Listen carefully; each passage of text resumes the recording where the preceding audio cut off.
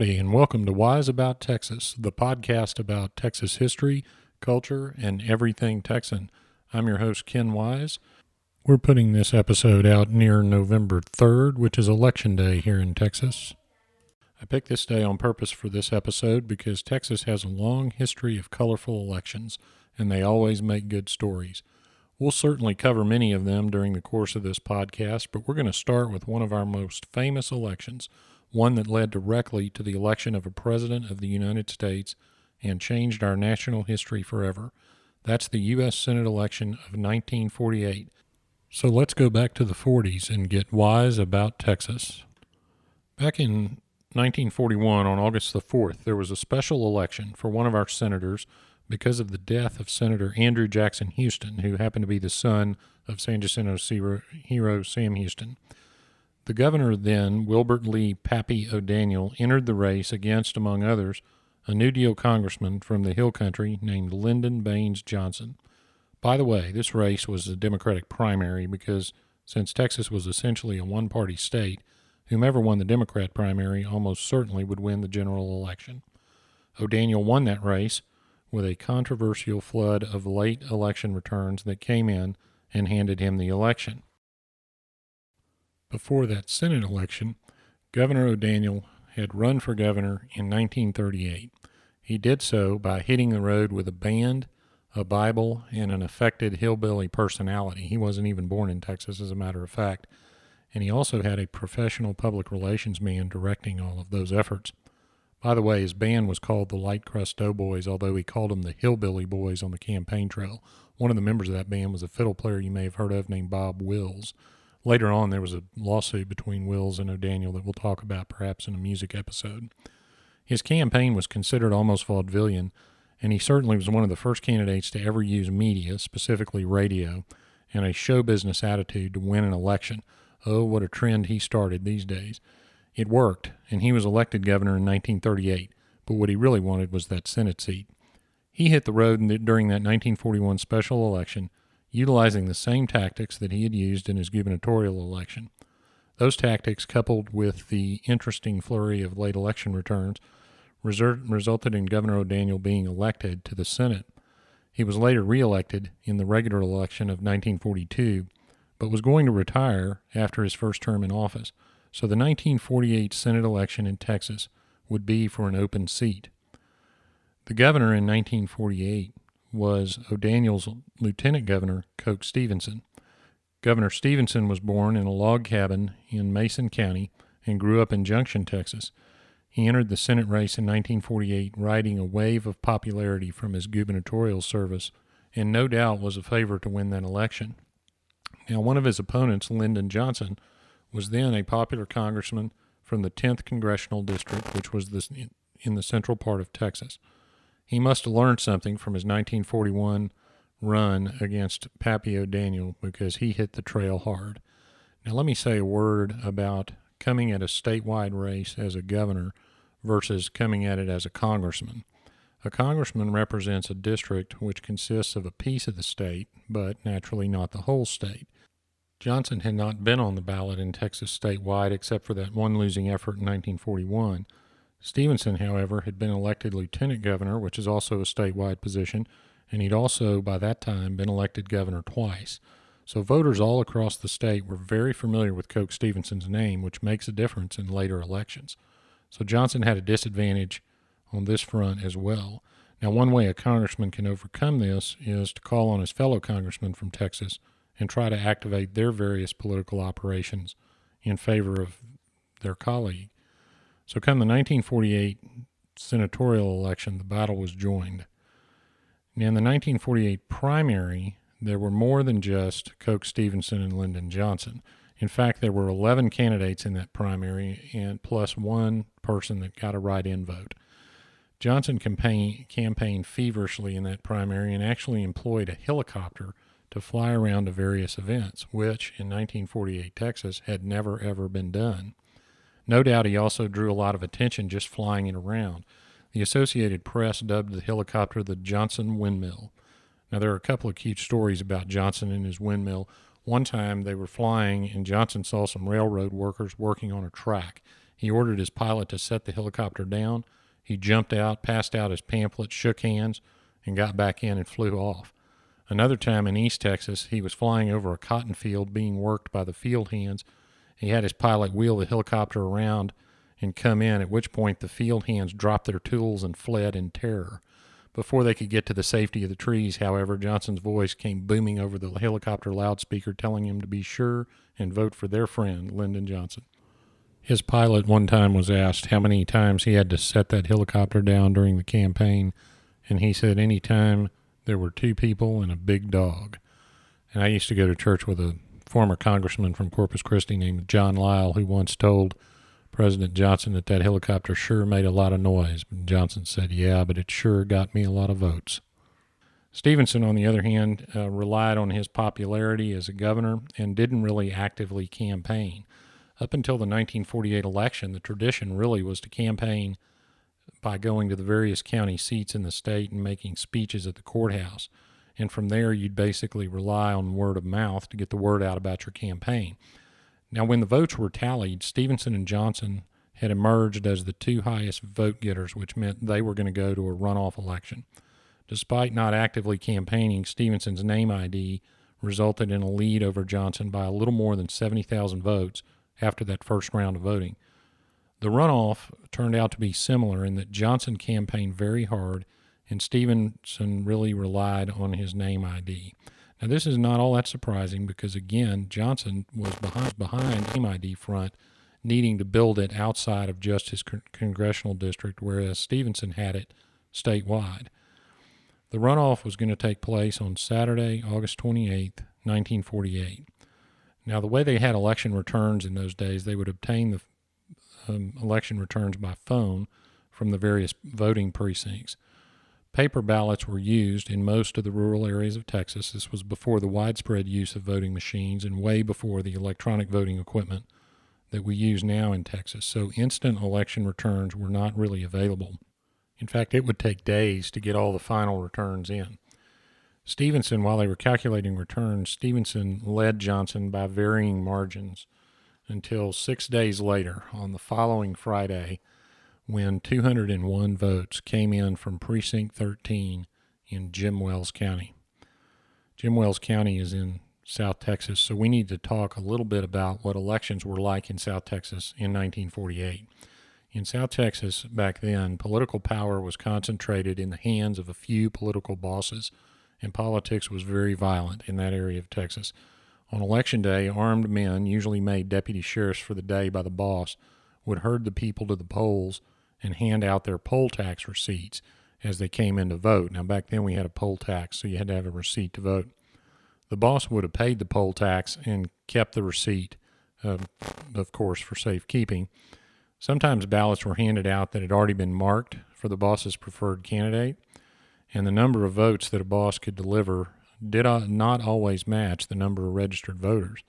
Senior citizens didn't pay a poll tax, and the voter rolls weren't often checked or revised to eliminate people from the rolls who had died. Therefore, the boss could vote for the dead people too.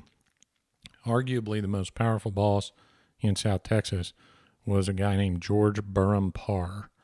He had inherited the title of the Duke of Duval County from his father, political boss Archer Parr. Duval County neighbored Jim Wells County.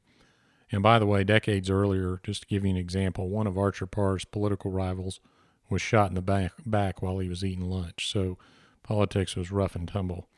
Anyway, George Parr ran the show down there. A word from him and you could lose your job or even worse. In fact, he probably deserves his own episode of Wise About Texas. Parr's reach extended beyond his home county of Duval, however.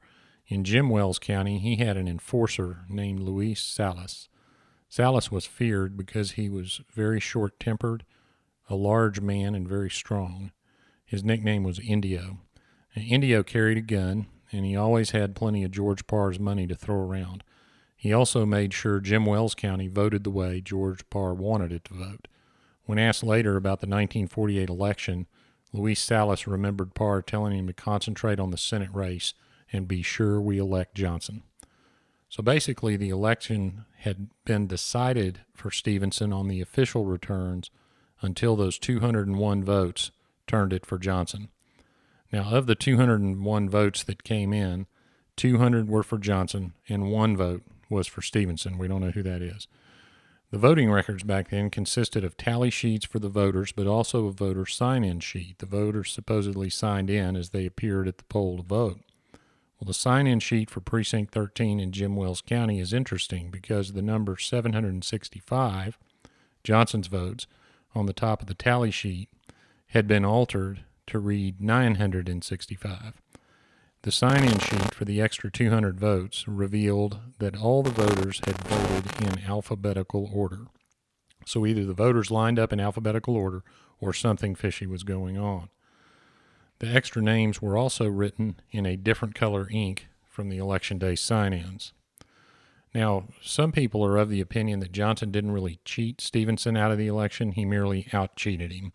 But nevertheless, Johnson had the lead. And Stevenson was, as you might imagine, fairly upset. Now, they were facing a deadline to get on the general election ballot. The Democrats were going to convene, and the convention was going to officially nominate the candidate to the ballot.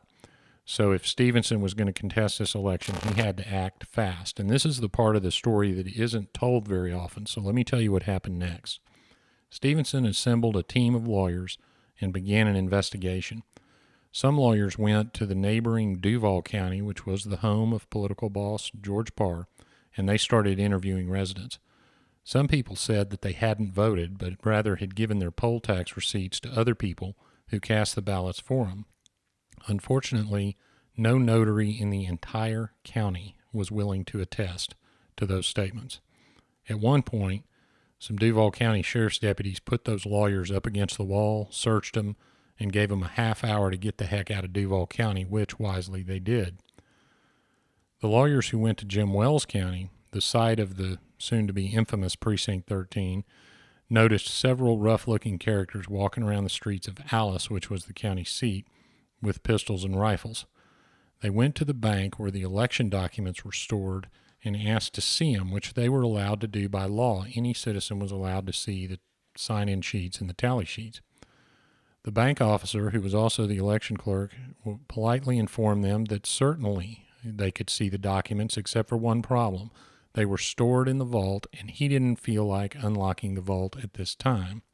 So that little incident led Governor Stevenson himself to go down to Alice, but he didn't go alone. Governor Stevenson was friends with a very famous former Texas Ranger named Frank Hamer. He took Ranger Hamer with him, and you might remember Frank Hamer's name. Among other notable events, he was the officer who led the chase and eventual killing of the famous outlaws Bonnie and Clyde, and had quite the reputation in Texas. He and Stevenson met Stevenson's lawyers in Alice and marched down the street to the bank. They managed to get a look at the voting records, but as soon as they started taking notes, the folks at the bank grabbed the documents and invited them to leave. They did manage to get enough names to do a little investigation, however. When they did that, they learned that some of the folks that were listed on the sheet didn't actually vote. They also discovered that some of the folks listed on the sheet not only didn't vote, but they were dead. So Stevenson had a decision to make. He persuaded the state Democrat committee to call for an investigation of the election irregularities. And shortly after finding out that an investigation had been called, Lyndon Johnson sprang into action and filed a lawsuit. He sued Stevenson, he sued Frank Hamer, he sued the other lawyers, alleging that they were trying to monkey with the election results. Importantly, though, for our purposes, he asked the court for a restraining order to prevent Stevenson and his team from altering the results. Now, I won't dive too much into the technical weeds of this lawsuit, but there are a couple of interesting observations about it. First, Johnson filed the lawsuit in Austin, which is Travis County, as opposed to Jim Wells County, which is where the events occurred. The clerk's file stamp on Johnson's petition, which I have personally looked at, says it was filed at 9:50 p.m., which is a long time after any courthouse would close. The restraining order was stamped, granted at 9:55 p.m., 5 minutes later, so there wasn't much of a hearing on that temporary restraining order.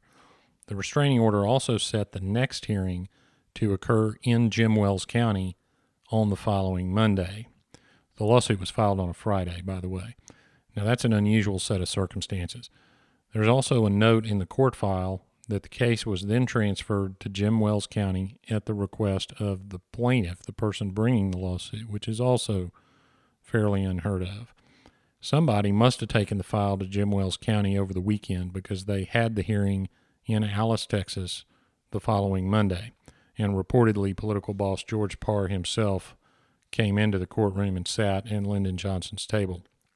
In the meantime, the State Democratic Executive Committee, which is the group that would decide who's on the November ballot, was moving forward with its election investigation. That committee voted to put Johnson on the ballot by a vote of 29 to 28. So at that point, Stevenson beefed up his legal team by adding a former governor named Dan Moody. Now, Dan Moody was famous for exposing the corruption of former Texas Governor Ma Ferguson, and also successfully prosecuted the Ku Klux Klan in the 20s. So Stevenson added Governor Moody to his legal team, and they filed a suit in federal court. Now, they also got a restraining order in a hearing. The federal judge agreed with Stevenson and indicated that the alleged election fraud needed to be investigated. Johnson moved to stay that order so that the State Democrat Committee could go ahead and certify the ballot with his name on it.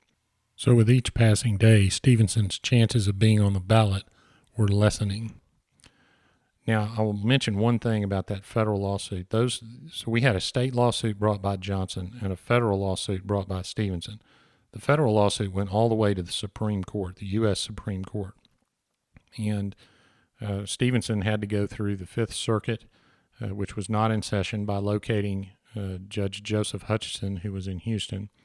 Hutchison refused to rule. He then went to Justice Hugo Black of the U.S. Supreme Court at his house over a weekend to get him to try to stay Johnson's efforts on the state level. He eventually lost in the federal court. The Democratic Executive Committee certified the ballot with Lyndon Johnson's name on it, and the result of all of that litigation, of course, was to pave the way to the presidency for Lyndon Johnson. He later went on to become what was described as the master of the Senate during his years in the Senate, and famous for the Johnson treatment, where he would get right in your face and convince you to see things his way. John Kennedy picked him as his running mate, and he was Kennedy's vice president and became president on that fateful day, November 22nd, 1963. Hard to believe the path to the presidency started in a small precinct in a rural South Texas county. But those are Texas elections for you. Like everything else in Texas, our politics and elections are serious, often exciting, and certainly different than anywhere else. So let's go to the segment of our show called Getting There, where I tell you how to visit a couple of the places involved in the situations discussed in the episode. The county seat of Jim Wells County is Alice, Texas, which is a few miles west of Corpus Christi. Duval County is right next door, and the county seat of Duval County is a town called San Diego. They also are famous for a big rattlesnake roundup in April in the town of Freer. Now, Lyndon Johnson's Western White House, which was his ranch near Johnson City, Texas, is now a national park and a very interesting place to visit. Travel north of San Antonio on 281 or west from Austin on 290, and you will arrive in Johnson City. If you continue west on 290 toward Fredericksburg, you'll see Lyndon Johnson's ranch on the right. Well, Texas politics is always exciting, and we'll certainly get into some more episodes about crazy elections, but none were more important than the 1948 Senate election that eventually gave us a president. Well, that does it for episode 2 of Wise About Texas. Be sure and leave us a review on iTunes, because that helps people find the show. Like and share our Facebook page at Wise About Texas, and follow us on Twitter at Wise About Texas. If you want to reach us with ideas, questions, comments, please email at host@wiseabouttexas.com. Until next time, God bless Texas, and we'll see you down the road.